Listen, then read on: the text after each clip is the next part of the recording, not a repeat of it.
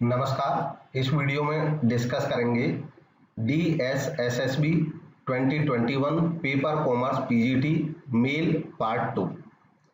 इसकी final answer की अभी तक अवेटेड है। जो प्राइमरी आंसर की है शुरुआती ओरिजिनल वो आ चुकी है, लेकिन इसमें कुछ क्वेश्चंस ऐसे हैं जो रॉन्ग हैं या उनके आंसर्स रॉन्ग हैं। उन सब के बारे में डिस्कस करेंगे। पार्ट 2 है ये, इसमें 40 क्वेश्चंस को डिस्कस करेंगे। इससे पहले पार्ट 1 में भी 40 क्वेश्चन डिस्कस किए जा चुके हैं। स्टार्ट करते हैं।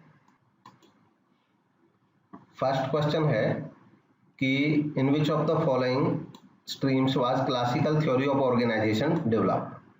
क्लासिकल थ्योरी यानी कि परंपरागत सिद्धांत मैनेजरियल ऑर्गेनाइजेशन का जो डेवलप हुआ था, उसमें से कौन कौन सी स्ट्रीम्स इसमें डेवलप हुई। तो परंपरागत थ्योरी प्रबंध की वह थ्योरी है जिसमें यह माना जाता है कि लोगों से काम कराना ही प्रबंध है। इसमें ब्यूरोक्रेसी, एडमिनिस्ट्रेटिव थ्योरी और साइंटिफिक मैनेजमेंट तीनों ही थ्योरी इसका पार्ट है क्लासिकल थ्योरी ऑफ मैनेजमेंट का। सेकंड आंसर इसका सही है। नेक्स्ट है इफ गुड ग्रोइंग कंडीशन, अगर ग्रोइंग कंडीशन अच्छी है जिसकी वजह से कोकोनट की सप्लाई बढ़ गई, ज्यादा फसल हुई, सप्लाई बढ़ गई, साथ ही साथ हॉट वेदर हो गया जिसकी वजह से कोकोनट के वाटर की डिमांड बढ़ गई, मतलब डिमांड भी बढ़ी और सप्लाई भी बढ़ गई। अब ये कह रहे हैं कि क्वांटिटी ऑफ कोकोनट बॉट पे क्या फर्क पड़ेगा। तो खरीदी जाने वाली जो क्वांटिटी होगी यानी कि जो डिमांड होगी वो दोनों ही बढ़ेंगी। डिमांड भी बढ़ गई, लोग ज्यादा मांग रहे हैं, सप्लाई भी बढ़ गई, प्रोडक्शन ज्यादा हो गया, तो ये तो होगा ही होगा, इंक्रीज होगा जो क्वांटिटी बॉट है। साथ ही साथ प्राइस का क्या होगा, वो राइज करेगा, फॉल करेगा या चेंज करेगा। तो ये डिपेंड करेगा इन दोनों के कॉम्बिनेशन पे। अगर डिमांड और सप्लाई दोनों एक प्रोपोर्शन में बढ़ी हैं तो कोई चेंज नहीं होगा प्राइस। अगर डिमांड ज्यादा बढ़ी है, सप्लाई कम बढ़ी है, तो प्राइस जो है वो राइज हो जाएगा, बढ़ जाएगा। अगर सप्लाई ज्यादा बढ़ी है, डिमांड कम बढ़ी है, तो ऐसे केस में प्राइस गिर सकता है। तो तीनों सिचुएशन हो सकती है। ये फर्स्ट इसका सही जवाब है। नेक्स्ट देखते हैं इनसाइड ट्रेडिंग प्रेफर्स। देखिए इनसाइड ट्रेडिंग क्या होती है। इनसाइडर ट्रेडिंग कंपनीज के केस में शेयर्स या स्क्रिप्ट्स को जो लोग इनसाइडर जानकारी रखते हैं, कंपनी के अंदर की जानकारी रखते हैं, ऐसी जानकारी रखते हैं जो अभी तक आम लोगों को नहीं पता है, तो वो लोग इनसाइड ट्रेडिंग करके ज्यादा बेनिफिट उठा लेते हैं स्टॉक को खरीद करके या स्टॉक को बेचने से। जब तक पब्लिक को जानकारी मिलती है उससे पहले ही उसका फायदा उठा चुके होते हैं। तो ऐसी जानकारी को कहते हैं अनपब्लिश्ड इंफॉर्मेशन। जो अनपब्लिश्ड प्राइस सेंसिटिव इंफॉर्मेशन होती है, यानी कि जो प्राइस को कम या ज्यादा कर देगी, लेकिन अनपब्लिश्ड है। अनपब्लिश्ड का मतलब है कि कंपनी में ऑफिशियल्स को तो पता है लेकिन अभी पब्लिश नहीं हुई है, अभी आम लोगों को इसकी जानकारी नहीं है। ये एक इलीगल प्रैक्टिस है और प्रोहिबिटेड है, पनिशेबल है। नेक्स्ट है dash is defined as the change in total cost. तो देखिए टोटल कॉस्ट में जो चेंज होता है वो result of A change in the level of output या इन्वेस्टमेंट।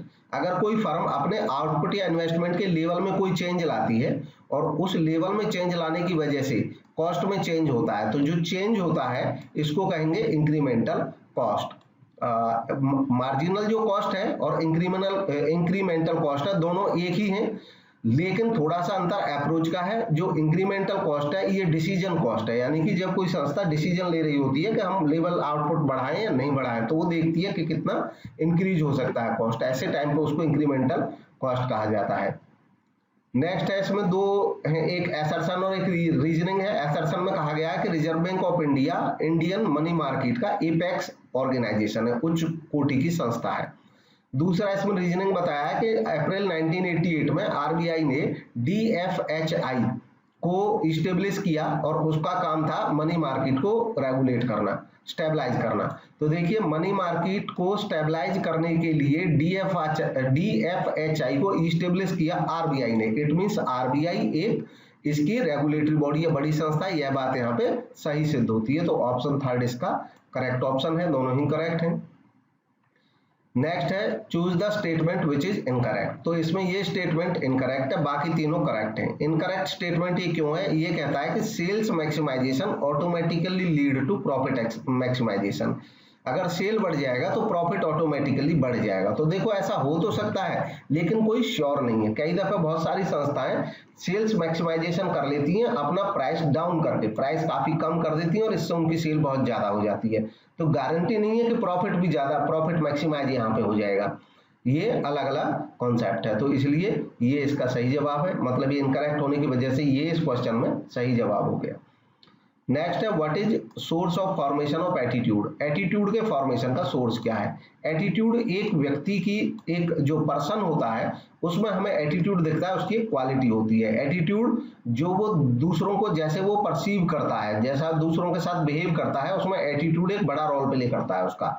एटीट्यूड एक आदमी में कहाँ से आता है, उसका सोर्स क्या है। तो उसके जो मेजर सोर्सेज होते हैं सोशल लर्निंग, समाज में। खास बात यह है कि इसको कोई सिखाता नहीं है एटीट्यूड को, वो स्वयं अडॉप्ट कर लेता है, स्वयं सीखता है। तो इसलिए सोशल लर्निंग के केस में क्या होता है, सोशल लर्निंग समाज की जो एक्टिविटीज है उनसे स्वयं वो सीखता है। जिस समाज में जो पर्सन रहता है उसका एटीट्यूड का पे उस समाज का प्रभाव रहता है। दूसरा होता है डायरेक्ट एक्सपीरियंसेस का प्रभाव पड़ता है, इसका नहीं होता इंस्ट्रूमेंटल कंडीशनिंग का। डायरेक्ट एक्सपीरियंस का मतलब हुआ जो वो डायरेक्ट अनुभव करता है, जैसे उसने खुद क्या अनुभव किया उससे उसका एटीट्यूड बिल्डअप होता है। और तीसरा होता है एसोसिएशन, वो जिस संगति में रहता है, जिन लोगों के एसोसिएशन में रहता है या जिस एसोसिएशन में रहता है उसका भी उस पर प्रभाव पड़ता है। ये सब उसके एटीट्यूड को बिल्ड करने में मदद करते हैं, इसलिए सेकंड इसका सही जवाब है। नेक्स्ट देखेंगे a strategy which is directed at producing goods and services। इसमें बात हो रही है एक स्ट्रेटेजी की, और वो स्ट्रेटेजी इनकी जो है वो उसकी खूबी बताई है कि वो कंसीडर करते हैं यूनिक इन इंडस्ट्री। वो इंडस्ट्री में अपनी गुड और सर्विसेज को प्रोड्यूस करेंगे यूनिक बना करके, यानी कि औरों से कुछ अलग, डिफरेंट। और डायरेक्टेड एट कंज्यूमर्स, जो उनकी स्ट्रेटेजी है वो डायरेक्टेड है कंज्यूमर्स पे। कौन से कंज्यूमर्स पे, who are relatively price insensitive. Price insensitive का मतलब हो गया कि वो प्राइस सेंसिटिव नहीं है, वो प्राइस से मतलब नहीं रखते, वो देखते हैं अच्छा सामान आना चाहिए। तो ये होती है डिफरेंशिएशन स्ट्रेटेजी। इसमें कोई संस्था अपने प्रोडक्ट को औरों से बेहतर बनाती है या बेहतर बनाकर पेश करती है, और उसकी वजह से वो लोग इसको ज्यादा कीमत पे भी खरीद सकते हैं जो इसको खरीदना चाहते हैं। नेक्स्ट है which of these is are the method of making capital issue. Capital issue यानी कि शेयर इशू करने के कौन कौन से मेथड हैं। तो offer for sale, private placement और राइट इशू, ये ऑफर, ये मतलब शेयर इशू करने के मेथड है। और बिड एंड ऑफर में जो बिड वर्ड है ये बोली लगाने का है, ये इससे रिलेटेड नहीं है। नेक्स्ट है स्ट्रेटेजी डिफाइन करना है। तो स्ट्रेटेजी को डिफाइन करने के लिए स्ट्रेटेजी की ये जो मीनिंग दिया है इसमें ये कह रहे हैं कि यूनिफाइड, औरों से ये अलग कैसे है, मैं उस चीज पे खाली बात करता हूँ। ये कह रहे हैं कि यूनिफाइड है, कॉम्प्रिहेंसिव और इंटीग्रेटेड प्लान है। यहाँ तक ठीक है, प्लान है, जो स्ट्रेटेजी होती है वो हमेशा कॉम्प्रिहेंसिव प्लान होती है। इसकी और एक खासियत जो आएगी यहाँ पे, relates to the calculated advantage of the firm. Firm के कैलकुलेटेड एडवांटेज से मतलब प्री प्लान किया जाता है कि हम क्या एडवांटेज चाह रहे हैं। और तीसरा जो सबसे महत्वपूर्ण है इसमें वो है firm to the challenges of the environment. देखिए एनवायरनमेंट के, एनवायरनमेंट का मतलब हो गया एक्सटर्नल फैक्टर, बाहरी फैक्टर। तो बाहरी फैक्टर से जो चैलेंजेज मिलने वाले हैं उनको ध्यान में रखते हुए जब हम कोई भी प्लान करते हैं तो उसी प्लान को स्ट्रेटेजी कहते हैं। यहाँ पे इसका क्लियर ये मीनिंग है, इसलिए ये इसका डायरेक्ट मीनिंग है, डेफिनेशन है। नेक्स्ट है what are speciality goods. Speciality goods कौन सी होती हैं। तो जो कंज्यूमर गुड्स होती हैं वो कई तरह की हो सकती हैं, उनमें से स्पेशलिटी गुड्स ऐसी होती हैं जिनके लिए स्पेशल एफर्ट की जरूरत होती है। तो ये इसका सही मीनिंग है। कंज्यूमर जिनमें यूनिक कैरेक्टरिस्टिक परसीव करते हैं, चाहते हैं कि उन कोई अलग और खास खूबी हो जिसके लिए वो स्पेशल एफर्ट लगाते हैं। नेक्स्ट है which of the following statement about price elasticity of demand is correct. तो स्टेटमेंट देख रहे हैं प्राइस इलास्टिसिटी के बारे में जो करेक्ट है। पहला स्टेटमेंट है price elasticity of demand is measure of how much the quantity demanded of a good respond to a change in the price of good. कि जो प्राइस इलास्टिसिटी है वो इस बात का मेजर है, मापना है कि किसी गुड के प्राइस चेंज होने से क्वांटिटी पे क्या चेंज आता है। तो ये सही बात है। दूसरा है price elasticity of demand is computed as the percentage change in quantity demanded divided by percentage change in price. ये भी सही बात है। Percentage change in quantity demanded upon percentage change in price, ये इसका फॉर्मूला होता है। नेक्स्ट है price elasticity of demand in the long run would be differ from the short run. ये भी सही बात है। शॉर्ट रन में क्या होता है, इलास्टिसिटी अलग होगी, लॉन्ग रन में अलग होगी। क्यों? क्योंकि शॉर्ट रन में प्राइस बढ़ने घटने से जो कंज्यूमर है उसके पास बहुत ज्यादा ऑप्शन होते नहीं है, लेकिन लॉन्ग रन में उसके पास ऑप्शंस ढेर सारे होते हैं। अगर अचानक प्राइस बढ़ गए और तब वो शॉर्ट रन में तो उसको वो ज्यादा फर्क नहीं कर पाएगा अपनी डिमांड में, लेकिन लॉन्ग रन में वो धीरे धीरे उसके ऑप्शन खोज लेगा। तो इससे क्या होगा, इलास्टिसिटी पे फर्क रहता है दोनों पीरियड्स में। Next, read the situation given below and classify it. एक सिचुएशन दी है और उसको क्लासीफाई करके बताना है। एक कस्टमर आता है जनरल किसी मर्चेंट की शॉप में और डव सोप परचेज करने के लिए वो आ रहा है, डव साबुन खरीदने के लिए। लेकिन जब वो मार्केट में आता है, शॉप में आता है, तो उसको पता चलता है कि संतूर शॉप के साथ एक स्कीम है कि वो एक स्टेनलेस स्पून फ्री है एक साबुन पे। तो अब उसने अपना जो माइंड था वो चेंज कर लिया और उसने खरीद लिया संतूर सोप के, इसके साथ एक स्पून भी मिल गई। अब ये किस टाइप का, ये दरअसल एक प्रमोशनल टेक्निक है वैसे तो बिजनेसमैन की, लेकिन प्रमोशन जो मिक्स होता है उसमें कई तरह की टेक्निक होती है। एडवर्टाइज है, पर्सनल सेलिंग है, पब्लिसिटी है और एक सेल्स प्रमोशन है। तो ये सेल्स प्रमोशन की टेक्निक है और इसलिए ये ऑप्शन सही है, ना तो ये एडवर्टीजमेंट है ना ये पब्लिसिटी। सेल्स प्रमोशन किसको कहते हैं, ऐसी शॉर्ट टर्म स्कीम्स को कहते हैं जो क्विक रिस्पॉन्स मांगती हैं कस्टमर से। अचानक कोई प्रदर्शनी लगाना, खास स्कीम चला देना, डिस्काउंट ऑफर चला देना, ये सब इसमें आ जाते हैं। नेक्स्ट है what is known as the process of dividing the total market. देखिए प्रोसेस की बात कर रहे हैं कि टोटल मार्केट को वो डिवाइड कर रहे हैं फॉर ए प्रोडक्ट या सर्विस, और वो कर रहे हैं स्मॉलर ग्रुप्स में, छोटे छोटे ग्रुप्स में, और ऐसे ग्रुप्स में जिसके मेंबर हर ग्रुप के सिमिलर होते हैं in respect two factor of influence of demand. यानी कि हर कंज्यूमर की अलग अलग फीचर होती हैं जो डिमांड को अफेक्ट करती हैं। तो उन कंज्यूमर्स को अलग अलग उन्होंने मार्केट में बांट दिया कि जैसे मान लो ये बच्चों का मार्केट हो गया, ये बुजुर्ग लोगों का मार्केट हो गया, ये विमेंस का मार्केट हो गया। अब इस मार्केट के हिसाब से बच्चों के लिए सामान बनाएंगे, बुजुर्गों के लिए बनाएंगे, महिलाओं के लिए बनाएंगे। तो ये इसको कहते हैं मार्केट सेगमेंटेशन, उन्होंने सेगमेंटेशन किया, ये सही जवाब है। नेक्स्ट है पेस्टल फ्रेमवर्क। पेस्टल फ्रेमवर्क दरअसल ये जो एनवायरनमेंट होता है, एक्सटर्नल फोर्सेज होती है एनवायरनमेंट की, उनको स्टडी करने के लिए जब एनवायरमेंटल स्टडी की जाती है मैनेजर्स के द्वारा, तो अलग अलग जो फैक्टर्स हैं उनसे रिलेटेड एक टर्मिनोलॉजी है। जैसे ये पेस्टल है तो इसमें हर टर्म एक फैक्टर को बताती है।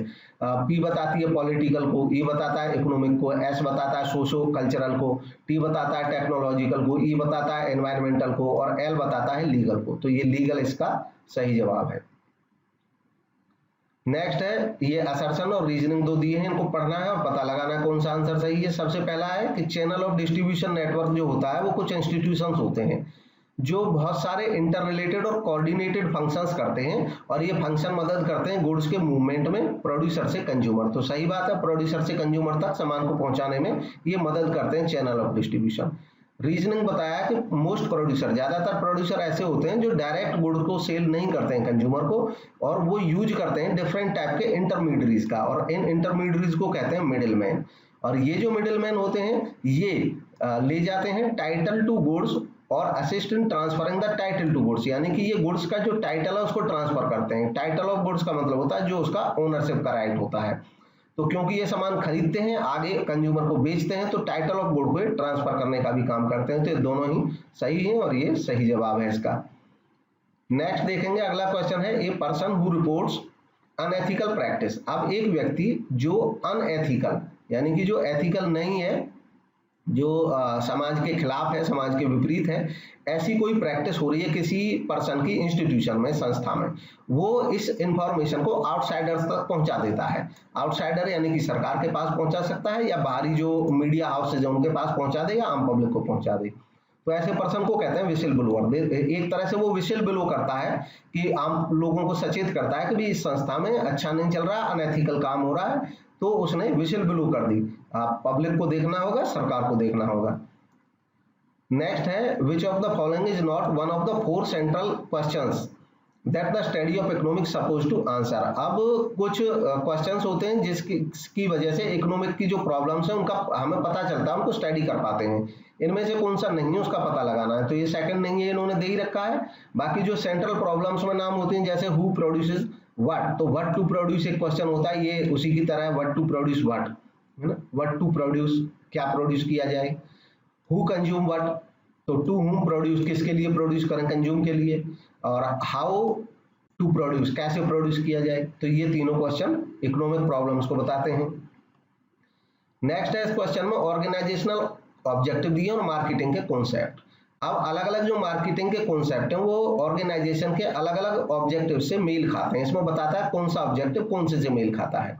जैसे प्रोडक्ट कॉन्सेप्ट जो है, प्रोडक्ट कॉन्सेप्ट क्या कहता है, वो प्रोडक्ट पे फोकस करता है कि प्रोडक्ट की क्वालिटी बढ़ाओ तो अपने आप बिक जाएगा। तो इसलिए इसका जो मैच खाता है प्रोडक्ट कॉन्सेप्ट, ये खाता है किससे, प्रोडक्ट कॉन्सेप्ट खाएगा प्रोडक्ट इंप्रूवमेंट से। प्रोडक्ट को इंप्रूव कर दो, प्रोडक्ट बढ़िया बना दो। सोसाइटल कॉन्सेप्ट कहता है कि सोसाइटी के वेलबींग के बारे में सोचो, तो ये इससे मेल खाता है। सेलिंग कॉन्सेप्ट कहता है कि सेलिंग पे एफर्ट लगाओ, ज्यादा से ज्यादा सेल करो, तो ये कहता है लार्ज स्केल सेलिंग और प्रमोशनल एफर्ट। प्रोडक्शन कॉन्सेप्ट कहता है कि भी प्रोडक्शन ज्यादा से ज्यादा करो और ज्यादा से ज्यादा लोगों तक पहुंचा दो, खरीद तो अपने आप लेंगे, तो ये फोकस करता है कि इस पे इफेक्टिव डिस्ट्रीब्यूशन पे। और मार्केटिंग कॉन्सेप्ट कहता है कि जो लोग चाहते हैं वो बनाओ, उनकी जो नीड है उसको सेटिस्फाई करो, तो मार्केटिंग कॉन्सेप्ट कहता है प्रोड्यूस व्हाट कंज्यूमर नीड। तो ये इसके करेक्ट कॉम्बिनेशन हैं, सही इसका जवाब है ये। नेक्स्ट है organizational behaviour is the field of study. ये एक डेफिनेशन है सीधे दी हुई ऑर्गेनाइजेशनल बिहेवियर के बारे में, और ये डेफिनेशन दी स्टीफन पी रॉबिन्स ने, सही इसका जवाब है। नेक्स्ट क्वेश्चन है कि in practice compound journal entry record नहीं होगी कब, तो इनमें से कब रिकॉर्ड नहीं होगी। कंपाउंड एंट्री होती है जब डेबिट या क्रेडिट एक से ज्यादा होते हैं किसी साइड में। तो यहाँ पे जो लास्ट ऑप्शन है ये इसका सही जवाब ये है, क्योंकि जो डी है इसके केस में नहीं हो सकती है कंपाउंड एंट्री। क्यों नहीं हो सकती, क्योंकि इसमें only one account is debited and another, यानी कि अनदर फिर एक अकाउंट और क्रेडिट, तो एक ही अकाउंट डेबिट एक ही अकाउंट क्रेडिट, ऐसी एंट्री को सिंपल एंट्री कहते हैं, इसको कंपाउंड एंट्री नहीं कहेंगे। और बाकी जो ऑप्शन है वो बताते हैं कि वन अकाउंट डेबिट किया जाए और दो या दो से ज्यादा अकाउंट क्रेडिट, तो ये कंपाउंड एंट्री कहलाएगी। या फिर इसका उल्टा हो कि दो या दो से ज्यादा अकाउंट डेबिट हो एक अकाउंट क्रेडिट हो, ये भी कंपाउंड एंट्री होगी। और तीसरा है two or more account are to be debited and two or more account are to be credited, दो या दो से ज्यादा अकाउंट डेबिट और दो या दो से ज्यादा अकाउंट क्रेडिट। तो जब ऑप्शन ना हो तो ये भी कंपाउंड की तरह ही है, लेकिन अगर ऑप्शन अलग हो तो इसको कहते हैं फिर कॉम्प्लेक्स, ये और ज्यादा कॉम्प्लेक्स एंट्री हो जाती है, ऐसे केस में इसको कॉम्प्लेक्स एंट्री कहा जाता है, कॉम्प्लेक्स, जब दोनों तरफ दो या दो से ज्यादा हो। नेक्स्ट है which of the following expenditure is considered as deferred revenue expenditure, तो इसमें डेफर्ड रेवेन्यू एक्सपेंडिचर बताना है। पहला 20,000 स्पेंड किया गया मेजर ऑल्टरेशन के लिए। देखिए जब किसी एसेट की वैल्यू बढ़ जाए, ऑल्टरेशन या चेंजेस जो हो वो मेजर हो, मेजर तब कहा जाता है जब उस एसेट का लाइफ बढ़ जाए या तो या उसका साइज बढ़ जाए, उसकी कैपेसिटी बढ़ जाए, तो ऐसा होता है कैपिटल एक्सपेंडिचर कहलाता है, पूंजीगत खर्चा। ये है spend for dismantling, transportation, reinstallation plant and machinery to new site. अब इन्होंने क्या, कोई नई एसेट डेवलप नहीं हुई, एक साइट से दूसरी साइट पे वो अपने जो फिक्स्ड एसेट्स हैं उनको लेके गए, ट्रांसफर करके लेके गए, तो ये कैपिटल तो हो नहीं सकता, ये रेवेन्यू नेचर का ट्रांजैक्शन है। लेकिन ये जो आम रेवेन्यू नेचर के ट्रांजैक्शन होते हैं उनसे कुछ ये अलग है। कारण क्या है, क्योंकि ये रेवेन्यू नेचर का तो है बट इसका जो खर्चा है वो थोड़ा ज्यादा होगा। तो ऐसे रेवेन्यू एक्सपेंडिचर जिनका खर्चा कंपैरेटिवली ज्यादा होता है उनसे एक से ज्यादा पीरियड में राइट ऑफ करने के लिए उनको डेफर्ड रेवेन्यू एक्सपेंडिचर बोल दिया जाता है, इसलिए डेफर्ड रेवेन्यू एक्सपेंडिचर है। बाकी 2,000 स्पेंड किया रिपेयर ऑफ मशीनरी पे, ये नॉर्मल रिपेयर है, क्योंकि कुछ बताया नहीं है तो हमेशा नॉर्मल रिपेयर माना जाएगा। हम काम करते हैं तो नॉर्मली रिपेयर हर साल करानी ही पड़ती है, हर महीने करानी पड़ती है, ये रेवेन्यू खर्चा होगा, केवल रेवेन्यू, ओनली रेवेन्यू। और ये है 60,000 spent on construction of railway siding, यहाँ पे कंस्ट्रक्ट हुआ है कुछ रेलवे साइडिंग, तो नई एसेट क्रिएट हुई है, तो ये कैपिटल एक्सपेंडिचर है। नेक्स्ट देखेंगे विच of these is a kind of company categorised on the basis of liability of share holders और मेंबर्स।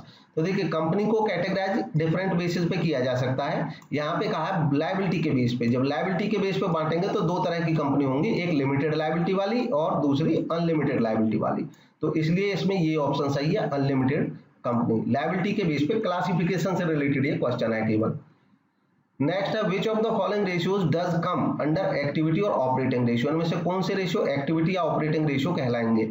तो गिवन ऑप्शंस में करंट रेशियो है, ये लिक्विडिटी रेशियो है, प्रोप्राइटरी रेशियो ये सोल्वेंसी रेशियो है, क्विक रेशियो ये लिक्विडिटी रेशियो है, और इन्वेंट्री टर्नओवर रेशियो ये टर्नओवर रेशियो जितने भी होते हैं ये सब एक्टिविटी रेशियोज होते हैं, ये इसका सही जवाब है। नेक्स्ट है which of the following is not a method of costing, इनमें से कॉस्टिंग का मेथड, देखिए कॉस्टिंग का मेथड का मतलब है जिसमें कॉस्ट निकालने का तरीका, तो ऑपरेटिंग कॉस्टिंग में हम अलग अलग ऑपरेशंस की कॉस्ट निकाल सकते हैं। जॉब कॉस्टिंग में हम अलग अलग जॉब या टास्क या वर्क की कॉस्ट निकालते हैं। कॉन्ट्रैक्ट कॉस्टिंग में हर एक कॉन्ट्रैक्ट की अलग अलग कॉस्ट निकलती है। स्टैंडर्ड कॉस्टिंग में हम कॉस्ट निकालते नहीं है, बल्कि कॉस्ट को एनालिसिस करते हैं कॉस्ट कंट्रोल करने के लिए। तो ये एक कॉस्ट कंट्रोलिंग की टेक्निक और बाकी सब मेथड है कॉस्टिंग के। ये सही जवाब है। नेक्स्ट है, कंपनी ने फॉरफिट किए 400 शेयर। ये क्वेश्चन का आंसर गलत है, इसका आंसर होना चाहिए सही ये, और ये रॉन्ग है। कारण ये है, हालांकि इसमें कहा है कि भी 10 रुपए का शेयर इश्यू किया कंपनी ने और उस पर डिस्काउंट दिया 10%, यानी कि 1 रुपया। अब कुछ लोग यहाँ पे एक बात ये सही है कि जो डिस्काउंट है वो अब बंद है, नई एक्ट के अनुसार वो प्रचलन में नहीं है, तो होना नहीं चाहिए था आज के हिसाब से ये क्वेश्चन। लेकिन कई दफे जो कंसेप्ट है वो हमेशा बने रहते हैं। पुराना क्वेश्चन पूछ लिया, कोई दिक्कत नहीं है, कंसेप्ट तो बराबर बना रहेगा हमेशा, उसमें कोई कमी नहीं है। हो सकता है फिर से आने वाले सालों में दोबारा से कंपनी एक्ट अलाउ कर दे डिस्काउंट इशू करना, या हमारे देश में नहीं होता अन्य देश में होता होगा। तो हमें खाली सॉल्यूशन पे फोकस करना है। उन्होंने ये कहीं नहीं पूछा है कि क्या ऐसा कंपनी कर सकती है कि नहीं कर सकती। अगर ये पूछा जाता तो हम कहते हैं नहीं कर सकती, लेकिन उन्होंने बताया है कि ऐसा हुआ है, तब हमें खाली सॉल्यूशन पे फोकस करना है।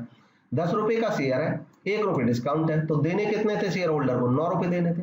उन्होंने कहा कि 2 कॉल नहीं दी शेयर होल्डर ने, 2 रुपए ईच की, यानी कि 2-2 रुपए की 2 कॉल, 4 रुपए नहीं दिए। अच्छा, 4 रुपए नहीं दिए शेयर होल्डर ने, भाई 10 रुपए का शेयर था, एक तो देना ही नहीं था, डिस्काउंट था 10%, 10 रुपए का 10% 1 रुपए। अब 9 में से 4 रुपए इसने दिए नहीं, तो दिए कितने? इसने दिए केवल 5 रुपए। अब जो 5 रुपए दिए, कंपनी जब शेयर कैंसिल करेगी तो यही कंपनी जब्त करेगी, फॉरफिट करेगी, तो 5 रुपए पर शेयर फॉरफिट होंगे। 400 शेयर पे 5 गुना 4 2000 हो जाएंगे। ये इसका सही जवाब है।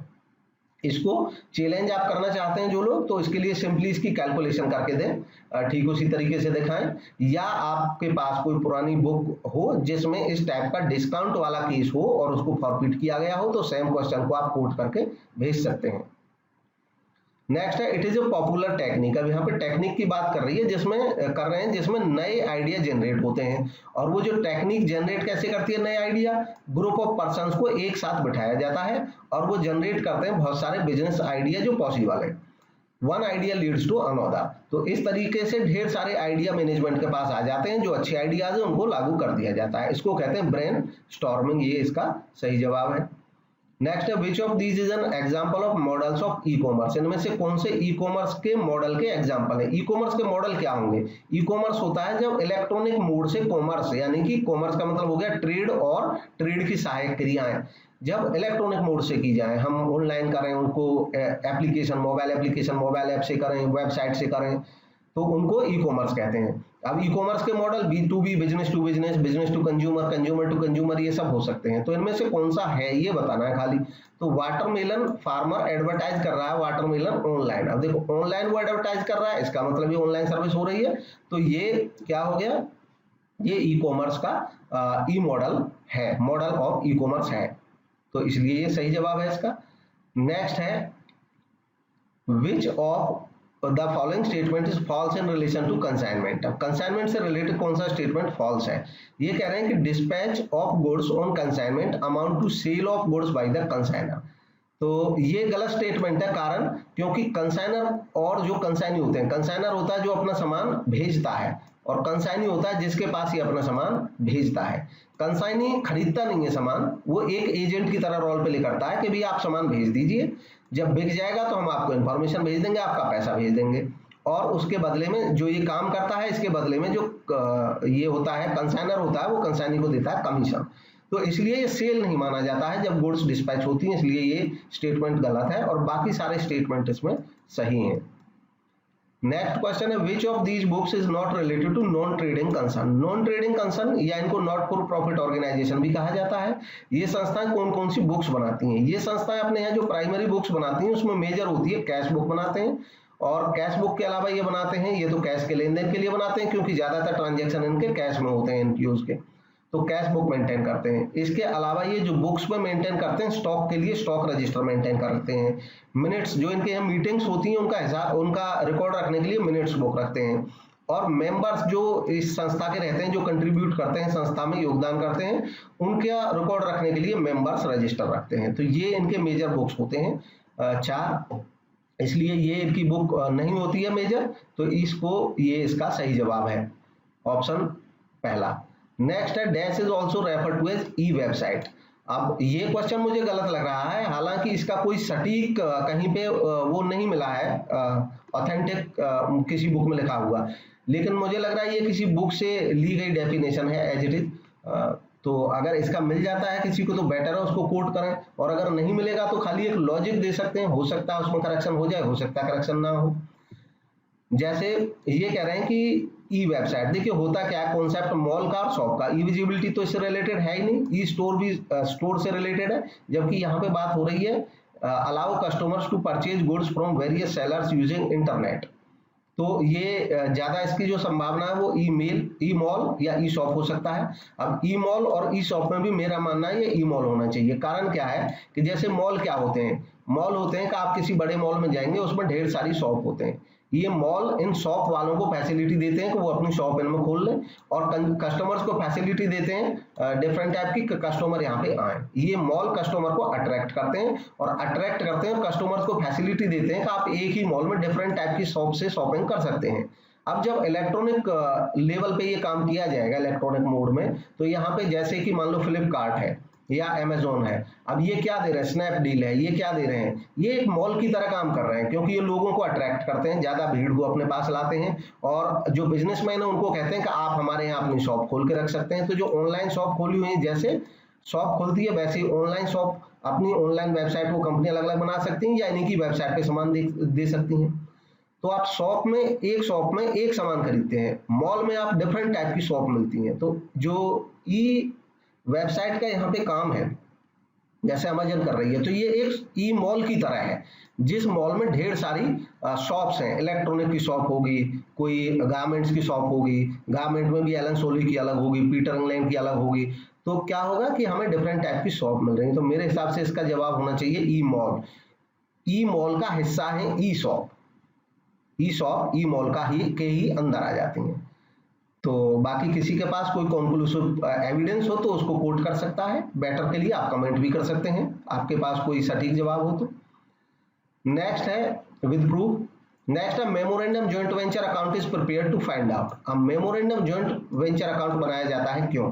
जॉइंट वेंचर के केस में कुछ व्यक्ति मिलकर के व्यवसाय करते हैं। मेमोरेंडम जॉइंट वेंचर जब बनाया जाता है तो इसलिए बनाते हैं ताकि प्रॉफिट या लॉस जान सकें उससे। एक जो वेंचरर होता है वो दूसरे के पास भेज देता है अकाउंट अपने इंफॉर्मेशन, और दूसरा वाला पहले वाले के पास भेजता है, दोनों अपने अपने यहाँ मेमोरेंडम जॉइंट वेंचर बना लेते हैं, दोनों को प्रॉफिट या लॉस की जानकारी हो जाती है। तो इसका सही जवाब है ऑप्शन बी केवल, इसलिए सही जवाब है ओनली बी। नेक्स्ट है एक बिल ड्रॉ किया गया 16 जून को 30 दिन के लिए, अनफॉर्चुनेटली 19 जुलाई पब्लिक हॉलीडे है, तो मैच्योरिटी डेट बिल की क्या होगी? तो देखिए 16 जून को बिल ड्रॉ किया गया 30 दिन का, अब जून में कितने दिन है? 16 के बाद हम जून में मानेंगे, क्योंकि जून होता है 30 डेज का, तो 14 दिन जून के प्लस हमें 30 दिन पूरे कर रहे हैं, तो 16 दिन जुलाई के चाहिए, इसलिए 16 जुलाई को 30 दिन पूरे हो रहे हैं। जब मंथ में नहीं होता तो ऐसे कैलकुलेट करना होता है, हालांकि इसको तो कोई अगर डायरेक्ट एक मंथ कहेगा तब भी ये 16 जुलाई आ जाएगा, लेकिन हमेशा ऐसा नहीं होगा, इसलिए मैंने ये डेज में बताया है। अब आपका 16 जुलाई आ गया, 30 दिन पूरे हो गए, अब इनमें 3 दिन ग्रेस के जोड़ेंगे आप, तो ये हो गया 19 जुलाई, लेकिन ये 19 जुलाई को कह रहे हैं पब्लिक हॉलीडे है। जब पब्लिक हॉलीडे हो, संडे हो, तो ऐसे केस में एक दिन पहले ही मैच्योरिटी मान ली जाती है, तो इसलिए जो सही जवाब है वो 18 जुलाई, ये इसका सही जवाब है। नेक्स्ट है e cash is not based on which of the following system. E cash मतलब इलेक्ट्रॉनिक कैश। अब इलेक्ट्रॉनिक कैश जैसे crypto currency, e cash base, ये ई कैश की तरह है। डिजिटल सिग्नेचर चाहिए होते हैं, क्योंकि ऑथेंटिसिटी बनी रही, किस पर्सन ने जमा किया है, तो डिजिटल फॉर्म में सिग्नेचर मौजूद रहते हैं। इलेक्ट्रॉनिक डाटा एक्सचेंज, अब डाटा इलेक्ट्रॉनिकली एक्सचेंज होता है, तो ये तीनों इससे रिलेटेड है, और डिजिटल नेम इससे कोई रिक्वायरमेंट बेसिक इसका कंपलसरी नहीं है, इसलिए यही इसका सही जवाब होना चाहिए। नेक्स्ट है which of the following is not an individual component of systematic risk. देखिए सिस्टमैटिक रिस्क होती है सिस्टम से जो रिस्क होती है, यानी कि हमारी कंपनी से अपने कोई प्रॉब्लम नहीं है, लेकिन मार्केट में कोई प्रॉब्लम हो गई तो उससे जो रिस्क होगी वो सिस्टमैटिक रिस्क होती है। सिस्टमैटिक रिस्क को मार्केट रिस्क भी कभी कभी बोला जाता है, क्योंकि ये सारी रिस्क मार्केट की वजह से होती हैं। ये किसी एक इंडस्ट्री को प्रभावित नहीं करती हैं, किसी एक शॉप को प्रभावित नहीं करती हैं, बल्कि पूरे मार्केट को प्रभावित करती हैं, इसलिए इनको सिस्टमैटिक रिस्क कहा जाता है। सिस्टमैटिक रिस्क का जो हिस्सा माना जाता है उसमें interest rate risk, purchasing power risk और मार्केटिंग रिस्क को शामिल किया जाता है, इसको शामिल इसमें अलग से नहीं किया जाता है, तो ये इसका सही जवाब है। नेक्स्ट है this is a basic concept of accounting. Accounting के एक बेसिक कॉन्सेप्ट की बात हो रही है और इसके according this concept every business transaction has a twofold effect. हर बिजनेस ट्रांजेक्शन का टू फोल्ड इफेक्ट है। In commercial context it is a famous dictum that every receiver is a giver and every giver is a receiver. यानी कि to fold effect की बात कर रहे हैं तो ये डुअल एस्पेक्ट कॉन्सेप्ट की बात कर रहे हैं। Next loading is usually involved in all sum which are recorded at invoice price in consignment. देखिए कंसाइनमेंट के केस में क्या होता है, कंसाइनर जो होता है वो कंसाइनी के पास सामान भेजता है और कंसाइनी को वो सामान बेचना होता है। अब सीक्रेसी की वजह से कोई भी कंसाइनर नहीं चाहेगा कि हमारे जो एक्चुअल रेट है, जो एक्चुअल कॉस्ट है वो कंसाइनी को पता चले, इसलिए ये कुछ बढ़ा करके अपना सामान भेजता है। इसके पास बढ़ा के भेजता है मतलब जो बढ़ाता है उसको कहते हैं लोड। जैसे 8,000 की कॉस्ट किसी सामान की बात पड़ी तो ये इसको बताएगा कि 9,000 के प्राइस का सामान है, ताकि उसको एक्चुअल कॉस्ट ना पता लगे कभी। तो अब ये जो बढ़ाता है उसको कहते हैं लोड करना। तो इसलिए ये ओपनिंग स्टॉक यानी कि स्टॉक से रिलेटेड है, लोडिंग होगा। गुड्स रिटर्न, ये भी कंसाइनी के पास बढ़े हुए सामान पे थी वो वापस भेज रहा है, मतलब लोड इससे भी रिलेटेड है। और कंसाइनमेंट पे जो सामान भेजते हैं ये भी लोड से रिलेटेड है। और जो केवल एक्सपेंसेस किए जाते हैं कंसाइनर के द्वारा, भाई दुकान का किराया दे दिया या अन्य कोई खर्चा दे दिया, इलेक्ट्रिसिटी का बिल दे दिया, वो उनमें कोई लोड नहीं होता है, वो डायरेक्ट रहते हैं, जितना है खर्चा उतना। तो ये इसका सही जवाब है। नेक्स्ट है which is not a direct और इनडायरेक्ट कॉस्ट। देखिए डाउन कॉस्ट कोई कॉस्ट ऐसी होती नहीं है, बाकी own cost, overhead cost, supplementary cost ये किसी प्रोडक्शन से रिलेटेड कॉस्ट होती है, या तो डायरेक्टली या इनडायरेक्टली। तो ये इसका सही जवाब फोर्थ हो जाएगा। और नेक्स्ट है what are the benefits of e commerce to society at large. अब देखिए इस केस में जितने भी ये बेनिफिट्स हैं ये सारे ही बेनिफिट्स हैं, लेकिन यहाँ पे कहा है इन्होंने society at large. Society at large का मतलब है कि कोई इकोनॉमिक बेनिफिट की बात नहीं हो रही है, ये सामाजिक लाभ की बात हो रही है। तो इन जनरल पूरे समाज को जिसके बेनिफिट मिलेंगे उनकी बात हो रही है। तो गिवन ऑप्शन में ये जो थर्ड ऑप्शन सही है उसका कारण ये है कि पहला जो ऑप्शन कहता है इसमें कहता है ई कॉमर्स एनेबल करता है इंडिविजुअल्स को कि वो होम पे वर्क कर सकें, वर्क एट होम कर सकें अपने। इससे ट्रैवलिंग कम होगा और ट्रैवलिंग कम होने से ट्रैफिक कम होगा रोड पे, इससे एयर पॉल्यूशन कम होगा। अब देखिए क्या कम हो रहा है, ट्रैफिक कम हो रहा है और पॉल्यूशन कम हो रहा है। तो ये समाज को लाभ मिल रहा है, कोई इकोनॉमिक बेनिफिट किसी पार्टी को नहीं मिल रहा है, पूरे समाज का लाभ है। एक तो ये इसका हिस्सा है। दूसरा फोर्थ जो ऑप्शन है इसको देखते हैं, ई कॉमर्स एनेबल करता है लोगों को रूरल एरियाज में कि वो एंजॉय करें प्रोडक्ट और services that are not available to them. अब यहाँ पे क्या है कि ये सोसाइटी अभी तक डेप्रेव ऑफ थी, मतलब इनको ये अवेलेबल ही नहीं थे, ये वंचित थे।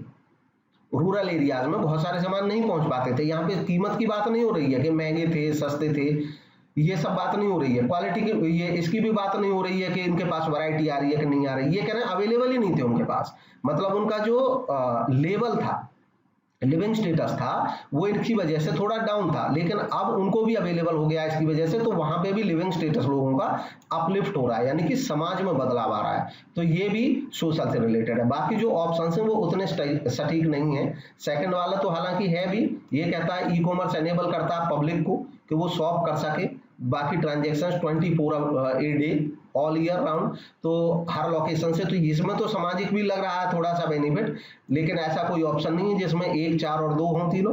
और बाकी जो ये सबसे स्ट्रॉन्ग है 1 और 4, और इसलिए इसका शामिल होना इसमें जरूरी था।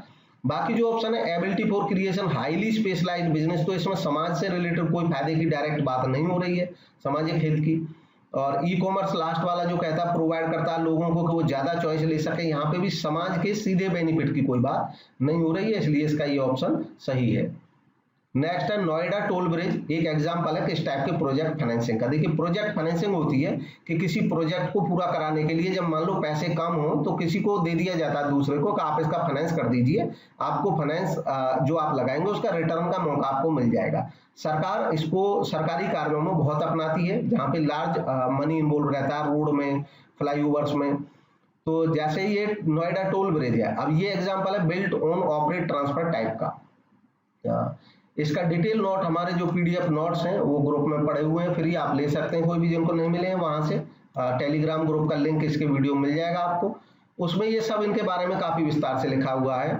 Built on operate transfer type boot, ये एक ऐसा प्रोजेक्ट फाइनेंसिंग होती है, सरकार या मतलब कोई कंपनी भी करा सकती है, ऐसा जरूरी नहीं है, पर ज्यादातर सरकार कराती है। सरकार कहती है कि किसी पार्टी को आप बिल्ड करिए, बनाइए, बनाने के बाद आप ओनर भी रहिए कुछ दिन के लिए, परमानेंट नहीं, कुछ दिन के लिए ओनर रहने का मतलब है कि हर तरह का राइट आपको होगा। उसके बाद ऑपरेट करिए, तो ऑन करिए मतलब अपने टर्म और कंडीशन पे इसको कुछ दिन के लिए चला सकते हैं। ऑपरेट करिए, इसको ऑपरेट भी करिए, अपना रेवेन्यू उस वहां से निकाल लीजिए। इसके बाद फिर लास्ट में वो ट्रांसफर करना होगा, ट्रांसफर टाइप। तो ये नोएडा टोल ब्रिज इस टाइप का एक प्रोजेक्ट फाइनेंसिंग है।